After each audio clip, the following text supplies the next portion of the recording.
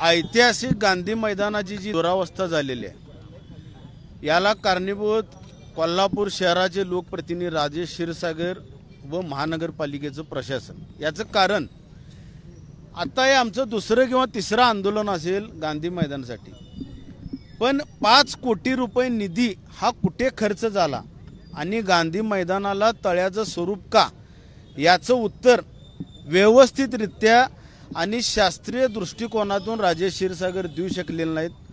खोटे आरोप पूर्णपणे म्हणजे खोटं बोल पण रेटून बोल ही प्रवृत्ती अजूनही त्यांची सुटलेली नाही।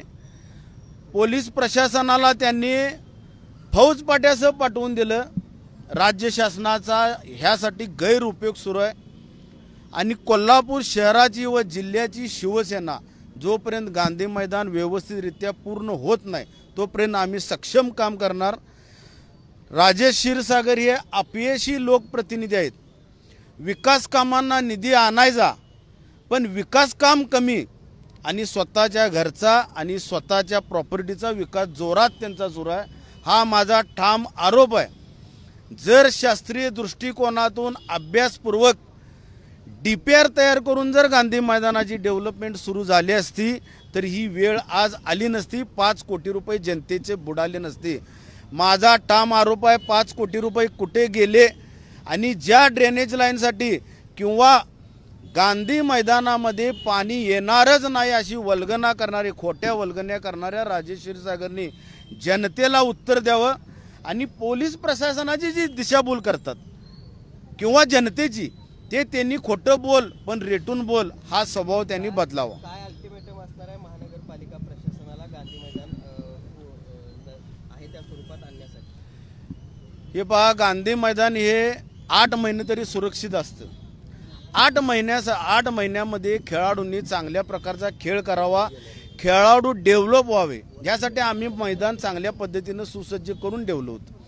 पण 4 महिन्यात किंवा 5 महिन्यामध्ये पावसाळ्या सुरू झाल्याच्या अगोदर किंवा नंतर ह्या महिन्यामध्ये क्रीडाप्रेमींना खेळाडूंना मैदान मिळत नाही, यासाठी मार्ग काढायचा असतो। तर हा मार्ग पूर्णपणे अपयशी ठरलेला आहे। ज्या पद्धतीनं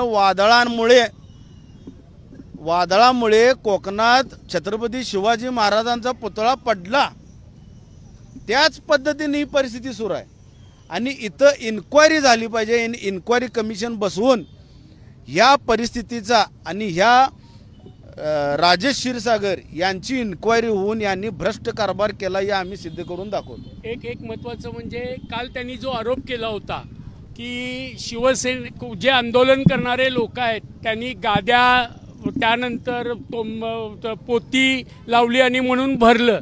माझं त्यांना आव्हान आहे, चारी बाजूला CCTV कॅमेरे आहेत, ते CCTV कॅमेरे चेक करावेत आणि जर असं कोणी केलं असेल तर त्यांच्यावर गुन्हा दाखल करावा आणि असं जर झालं नसेल तर प्रशासनाने जाहीर करावं आणि त्याची जनतेची माफी मागावी ही पण आमची मागणी आहे।